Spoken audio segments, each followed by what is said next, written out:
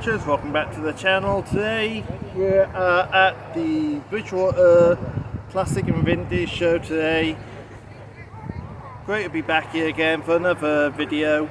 We've got Project Dolomite here, Malcolm, and we've got Project Metro Beryl there. Should be a very interesting show today. Let's see what the cars and people we get a chance to talk to. Hi Andy, thank you very much. Right, we've got a nice little selection coming on. First of all, we've got a little BSA three-wheeler here. Hello, good morning. What age is this one? She's 87 years old, so 36. 36, yeah. People don't realise that BSA produced all sorts of vehicles. People think of BSA as motorcycles, but of course it was a huge corporation. It stood for Birmingham Small Arms, and they made cars way back.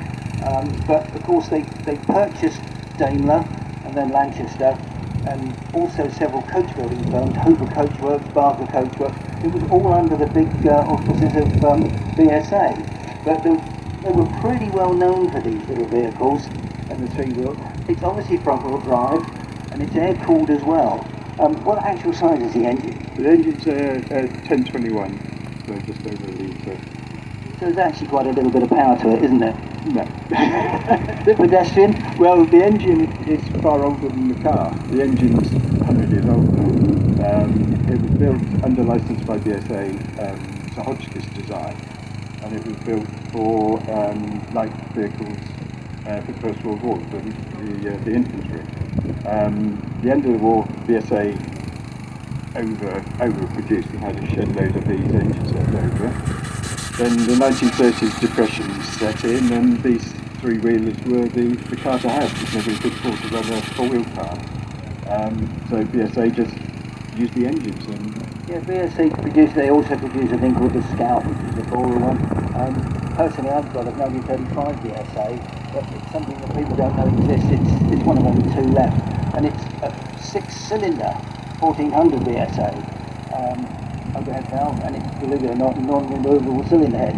This one's got a lot better access, you can see it. The other one's not quite so good, but that one again, very rare. Again, it's a make that people didn't associate with cars. They thought of them as bicycles and motorcycles and other things that BSA did. But it was they never quite launched their cars. No trouble in selling Daimlers, no trouble in selling Lanchesters. But BSA in its own right couldn't sell cars. Well, yes, I mean, yes, you're right. They purchased an awful lot of other manufacturers. They then became really a holding company. They stopped making stuff under their own name. Absolutely right, yeah. They got overexposed, and poor management, and it killed the company off. Lady Douglas spending too much on clothing. Absolutely. Great. Well, this is lovely to see. Pretty little car, very, very interesting. And thanks ever so much for bringing it round.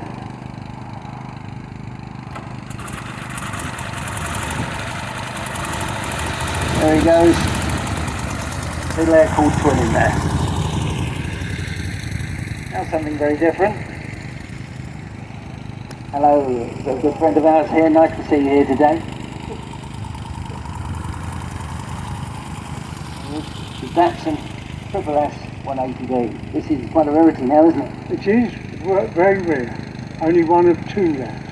Amazing, isn't it? We used to see these when they first started bringing them in, and they were actually quite a surprise to them. A good ton of performance, fantastic amount of equipment was original, and it was all in there, radios, clocks and so forth, which other people just weren't putting in there. But they were beginning to show us what it was all about, weren't they? Well, that's what sold the vehicles, wasn't it? They came with everything. Heater, everything. You didn't need to buy the extras, it was all there. And also, these had quite a turn of performance, didn't they? Well, for what they were in the day. for what they were, it's got a 5-speed gearbox, and it's a poted car. That's right, it's something that, again, it turned heads, didn't it, at the time. I can remember when they came out, and a lot of dealers in this country that were selling ordinary home market vehicles were actually quite frightened of what was going to happen. You could see it was going to take a lot of the market, which of course it did, didn't it? Yes, they did. Still badged as a Datsun before they started using the Nissan name again. Yes. In fact, there's a story behind that all the bombs and rockets in America at Pearl Harbor had Nissan written on them, and they changed the name to Datsun. Right, yes. Yes, a lot of manufacturers suddenly think twice about what name and what it implies. But this one, the nice thing about it, I don't know if you've noticed it, the registration number is absolutely correct.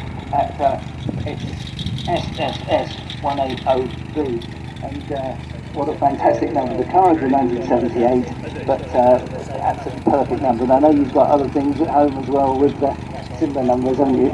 Yeah, I've got a Datsun 180B with a registration DAT 180B. Fantastic. Got to get it right. Lovely to see it. Very, very unusual car nowadays. And thank you very much for bringing it round.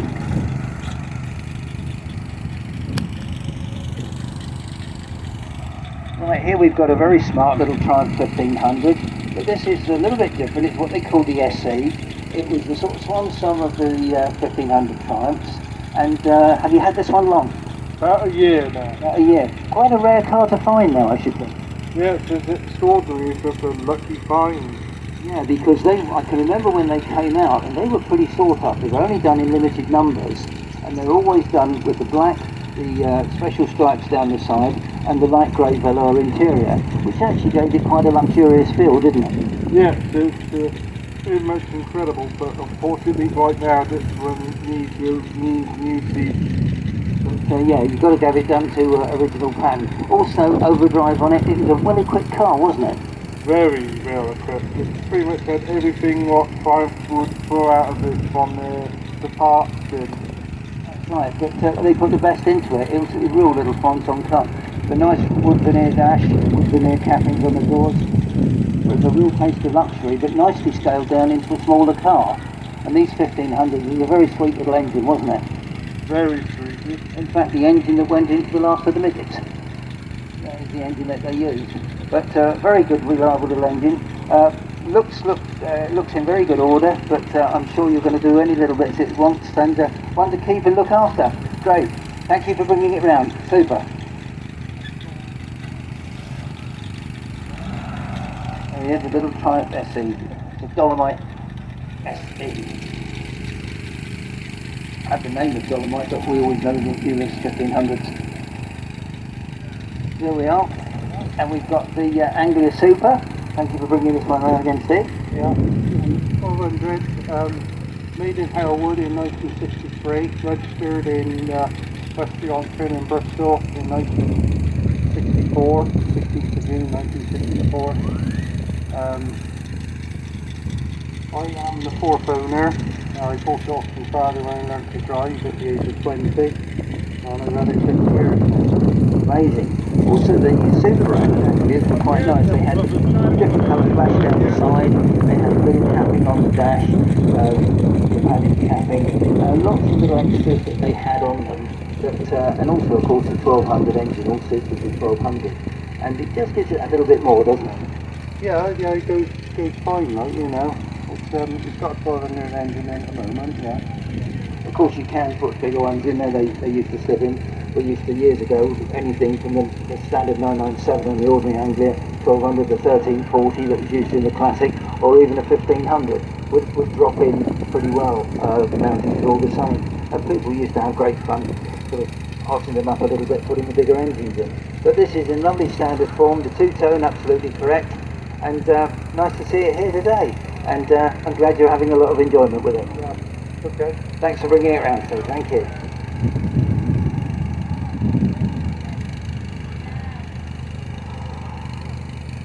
Good morning, Andy. There's Andy Green with his beautiful Mercury Marquis. And this is a little bit special, this one, isn't it, Andy? Certainly is. What's it done now, 56,000 miles? It is, yeah. 56,000. The interior on it actually looks like new. It's this beautiful brocade, a blue brocade in it, which the Americans were very, very good at. They did these interiors. So luxurious. It was better than most people's front room, wasn't it? Certainly was, yeah. Pretty big engine in this one, isn't it, Andy? It's the big block one. It's 400 cubic each and it's 6.6 litre. It absolutely purrs. The most beautiful way to travel. You can hardly better it, can you? The only way to travel, American. American Rolls Royce almost, isn't it?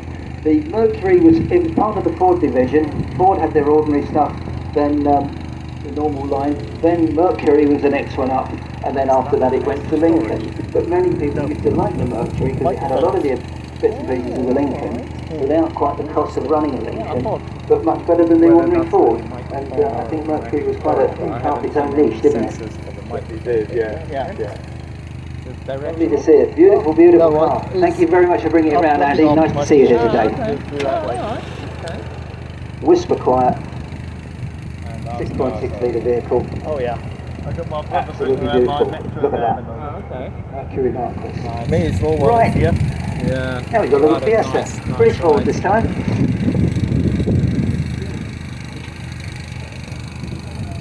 Oh, Cologne built one. Oh, you've got the better one. A lot of people always used to try and choose that if they could. Right, this little one looks fairly original. Have you had this one long? Only about 6 months or so. Got it from Northern Ireland, so a bit of a mission to get. But I had another Mark 1 for 8 years, sold it, bought a Mark 1 because Cortina hated it, so I sold it and bought this, yeah. Fiesta's a little bit more drivable, isn't it? You can have a bit more fun with it, I suppose. The early Cortinas, yeah, I know we look at the fondly, and of course if you've got a Lotus one, it's a different story. But the 12s and 13s and 1500s, not quite what they were cracked up to be, were they? No, and I just couldn't take it on long distances, and just constantly worrying about it, so yeah, went back to the... But this also 13S, quite a rare find now. Yeah, pretty tough to find, so this is a late model one as well, so came out just about the same time as the XR2, so almost the same price, only about £400 less than it. Probably now fewer of these than there are XR2s. It's funny what gets kept and what doesn't, and then suddenly you find that this is the rarity. Yeah, so unfortunately not the price. But it looks in very sound order. Have you had much to do with the way the bodywork to it? Not yet, a few little bits to sort, and I've got to get rid of this ridiculous exhaust as well, but otherwise, seems pretty good. Going to put it back to something more standard?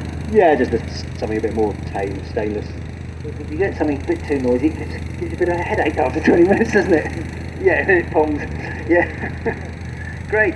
It looks a very, very nice example. I know it's a lot of fun to drive. 120,000, still going strong. Well done. Lovely. Super little car, thank you. And the factory fitted sunroof as well.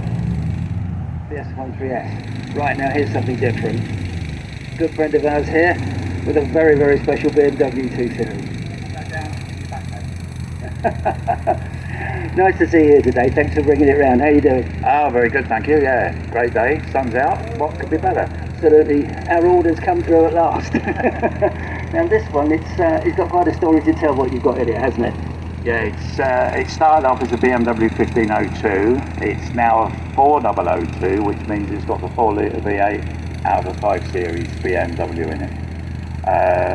5-speed manual gearbox, all late model BMW suspension and brakes, and it's on air ride suspension as well.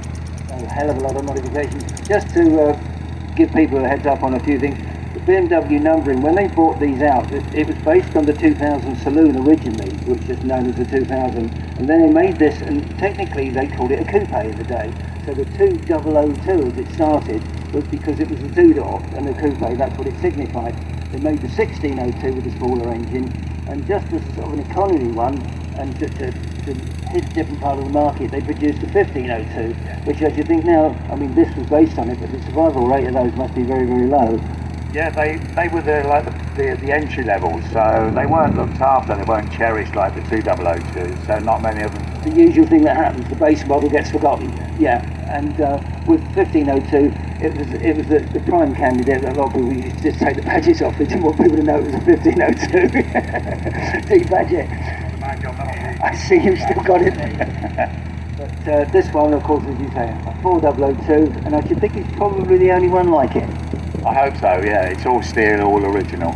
I know you've done an awful lot of work to it, and it's a fantastic looking machine, and beautiful paint on it as well.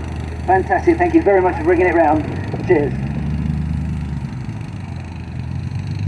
Something very, very special.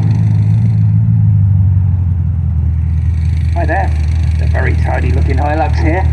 Yes, very good indeed. Have you had this one long? Not really, but 4 years I think now. Yeah, it's just undergone restorations, which 2.5 years. Really? Yes. I mean, they were a wonderful truck actually, weren't they? You all do all sorts of things, didn't they? Yeah, just 2.2 petrols and one of the rarer ones. 7 pavement, 10 miles. 77 is all it's done. Wow, yeah. And amazingly clean inside as well. Yeah, the radio. Yeah, they were, I say, pretty well bulletproof, not far away. Yeah, not far away, yeah. I can remember years ago in the early 80s selling some of them to Land Rover customers that either couldn't get to a Land Rover, couldn't get what they wanted and all that. And also the price of the Land Rover was going up so high. And you could get one of these and it just represented such good value. And customers were saying, well, actually it does everything and more economically. And it was more robust. Yeah, suffering a little bit of rust now.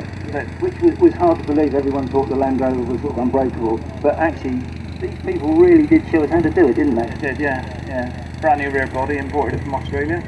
Yeah, they're still making it. So. Fantastic. Well, it's a real showpiece now. Lovely to see it here. Thank you very much for bringing it round. Lovely. The Toyota Hilux. That one's about an 88, 89. Right, here's something a bit special. The Jeep BJ7. Right-hand drive one as well, built for this market because obviously Jeep did bring them over here. Size of the engine in this one? It's a 5.9 Cherokee. 5.9, the full fat one. It was an option extra. That's right, they had a few options to have different ones. I know Jeep did have a few that you could have the straight 6.4 litre in, but this one, yeah, the full fat one. It was a 4.2, but now it's a 5.9. You changed it, yes. 6-cylinder went out. Quite a throaty sound for this one.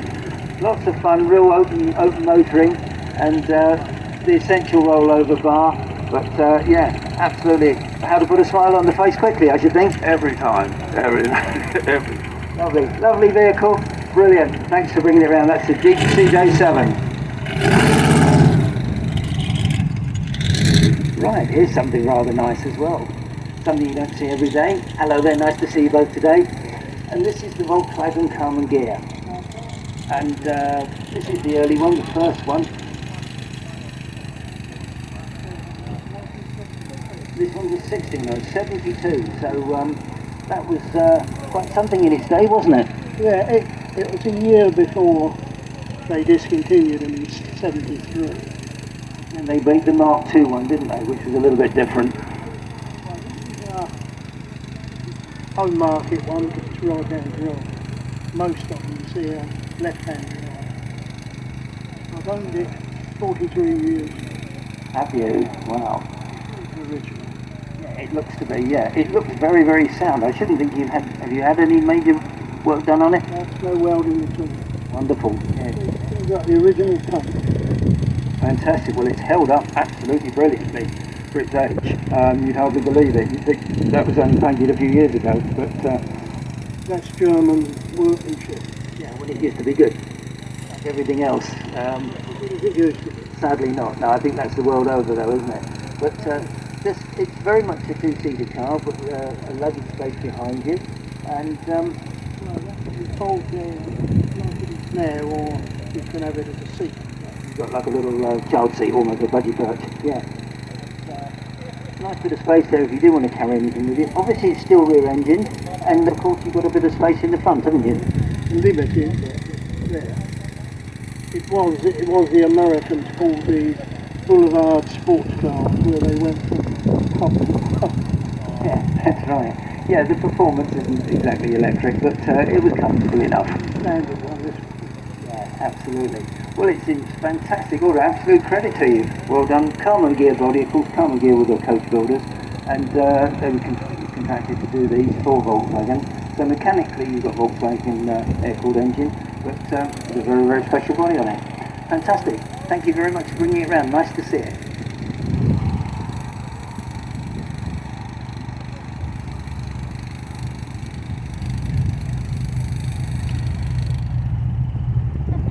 Hello, good morning to you. Rather a nice looking Volvo. You love it. Have you had it long? Only 4 weeks. Really? So fresh acquisition. Absolutely. I've wanted one for about 3-4 years. couldn't find one until 4 weeks ago. This is the 444. Engine size on this one? 16. Smaller engine, really. There's a lot of them you think of as being a little bigger. I was surprised how she hops the longer, you know, and on the motorway 60, 70, The year of it? 57. Yes, it's got that 50s look about it, hasn't it? And Americans, you know, body-wise, but better vessels than the Americans.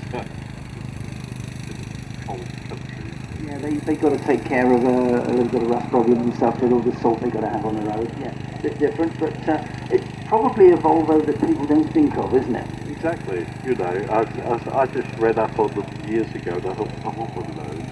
It's that little bit different. People think of the early Volvos as the Amazons and so forth, but this is the one that tends to get forgotten, that's probably just as interesting. Because there's not many over here, there's plenty in Sweden still apparently, but you know, but I mean the reliability, I went up to Norfolk to get it, and the chap said that, are you going to drive it or are you going to get a trip for? So I said, I'll drive it, that's part of the fun, you know. I drove it from Norfolk to my son's in Enfield, which was 100 miles, then the next day I took it, I always have MOTs on my classes regardless of them, and sailed through the MOT, no advisory. I thought, this is Ruby, that's her name. Ruby. Excellent, great. Well, that was a lucky find, wasn't it? Fantastic. And thank you very much for bringing it to let us all see it. Wonderful, thanks a lot.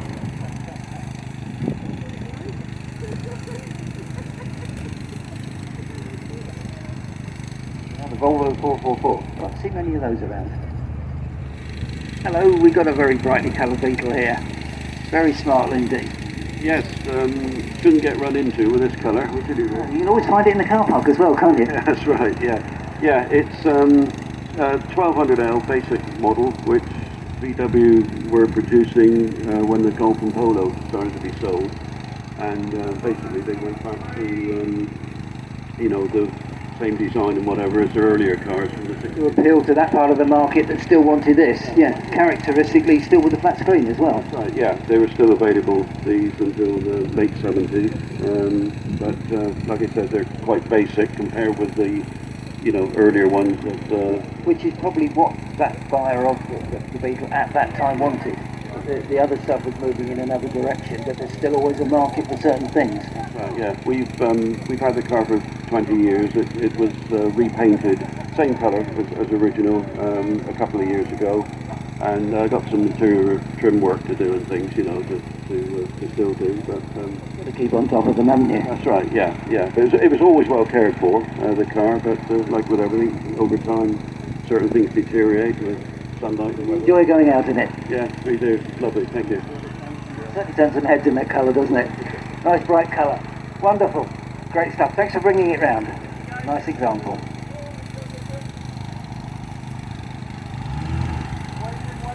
Right. Little Mini Clubman GT. Oh, we're doing well. How are you doing? All right? Good with MG Metro engine. It's got MG Metro mechanics in it, has it? Well, of course, a lot of these had the 1275 in anyway, didn't they? So it's a little bit of a step up to put the MG engine in, isn't it? Oh yeah, it's better running. And is it still on carburetors? Yeah, at the moment. Single at the moment, but putting double on there. Right, yes. And have you had it long? This one, 4 years. I've had Mini since I was 17. I'm 52 now. Right. Okay. And you've always enjoyed them, obviously. Oh yes. I picked up a classic Mark 1 Mini back in the day for 75 quid. I can remember as youngsters we always wanted Minis. I never actually got to own one of my own, but I had an Anglia instead. But before that it was always the thing where you got to have a Mini because they were so popular and so trendy. And they still got a love now, haven't they? The GTs, they've got the following. If you've got an ordinary Clubman, people tend to sort of pass it by and say, oh no, I'll have a GT. Yeah. But, which is, it's strange, it never sort of clicked as well as the classic Mini, did it? But the GTs, yeah, very, very sought after now, aren't they? Oh yes. Great, it looks something special. Thank you very much for bringing it round. Have a great day.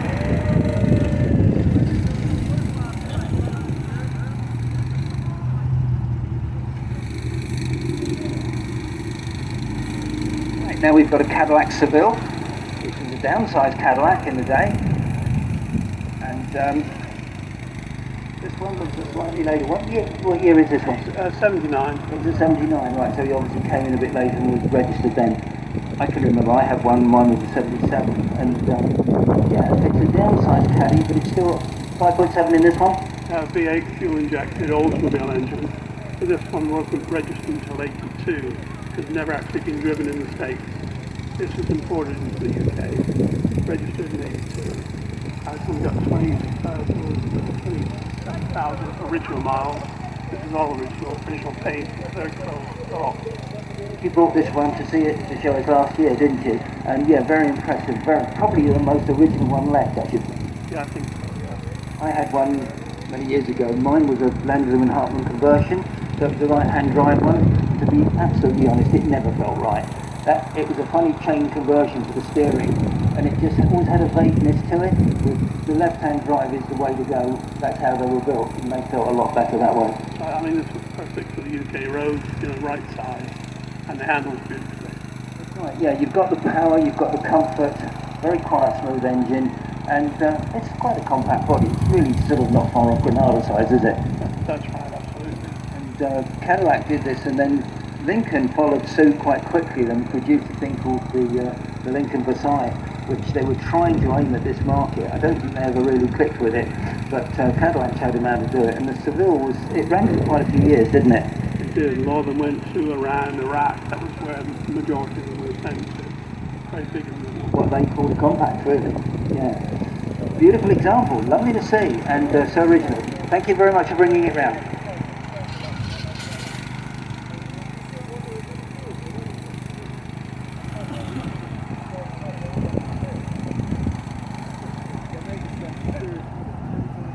Hi there, now we've got the Rover Metro, just before it became the 111. What year is this one exactly? It's a 1991, I believe. 91, and with 34,000 genuine miles? All genuine miles. Not been used an awful lot. Little 5-door one, quite popular in the day. The 5 doors are, not quite so easy to pick up as the 3-door ones. But this one, the engine size on this one? 1.1 with a 5-speed. One with the 5-speed when they started putting the 5-speeds in. It's what the Metros always lacked originally, not to have a 5-speed when they had the old setup. Once they changed these to the Rover engines, the early K series, it improved the performance an awful lot, didn't it? Very much. It looks pretty original, and even the correct alloy wheels all shining on it. Very nice. Did you have much fun trying to find it? My brother found it a couple of months ago on Auto Trader. It was a very surprising find, with it being all original and all very clean. And so many of them have been welded up or something's happened to them, but to find an original car is quite something. Also, all the front wings look pretty good and rust-free, which is nice to see. It's nice to see it, and all in original form. Wonderful. Just before they became the 111s or the 114s, this is sort of the in-between year when Rover put their name to it, after the original Metro, and probably the one now that will be the most difficult to find. yeah, especially when it comes down to the fuel neck. That's right. Fantastic. Thank you very much for bringing it round. It's a lovely little car.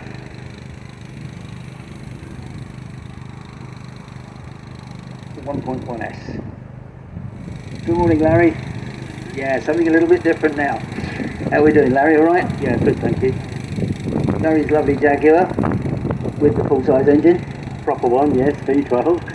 The V12, full-fat version. Yeah, that's a thirsty beast.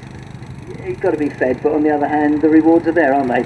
Yeah, I mean, I can still do 100 miles an hour, but I shouldn't say that, should I really? Well, that's on test tracks only, of course, isn't it? Of course, yes, it is, yeah. Beautifully kept. I mean, the car's done 104,000, but when you walk around it, you've got a hard job to believe that. It's in lovely condition, and, an absolute credit to you. The guy that had it brand new, I bought it off his widow, the first thing he did was send it away and had it wax oiled, which has obviously paid dividends. Yeah, because it's no secret that they did suffer from the old metal moth a bit, but this one, as you say, it's been protected, it's how it is, and it's paid off dividends, hasn't it? Lovely. Thanks for bringing it round, Larry. Lovely to see it here today.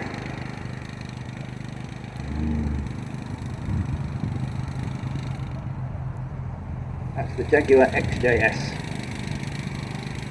Rather an appropriate number plate for a Jag as well. A rather large meow. Wonderful. Hello again this morning. How are you doing? Good morning, Paul. Yeah, good night. Nice to see the little Renault here. It's a Renault Cuba Captain van. And we had a little chat yesterday about it, and the rarity of it's amazing, isn't it? Yeah, it's a bit of a double-edged sword really, because I wasn't able to find any parts whatsoever. The nearest you could find was like Kingy toys, and that was about it. So yeah, had no references or anything, and it was really bad when I got it. Very, very brave project to take on, and I admire you for starting it, because when you've got, as you say, absolutely nothing, makes life quite challenging, doesn't it? Yeah, and the trouble is that's one of the downfalls of on eBay when you've had a glass of wine, you know. It's just yeah, things turn up and you're like, oh my god, this is awful again. All credit to you. You've used your imagination with it. You've done the book, you've got it there. But all right, mechanically you've changed it. It's a different floor pan. It's running on now mechanical base. You've used something else which actually fits in and does the job. And it's put the little comfortable van back on the road. It's alive, and here it is today, which is great. And okay, there's a case for doing things like that, isn't there? When the originals aren't available anymore. Yeah, I think you've just got to do your best. You know, trying to keep as much of it as I possibly could, but you know, at the end of the day, if there's nothing there and you can't get it, and you don't even know what it looks like, you're kind of stuck, you know. That's right. Well, it's fabulous to see it today. Thank you very much for bringing it around. Those of you that haven't seen it, do go and have a closer look at it. Thank you very much, Paul. Great, thanks very much. It's a tribute to you for getting it on the road. Well done. Great stuff. Thank you very much.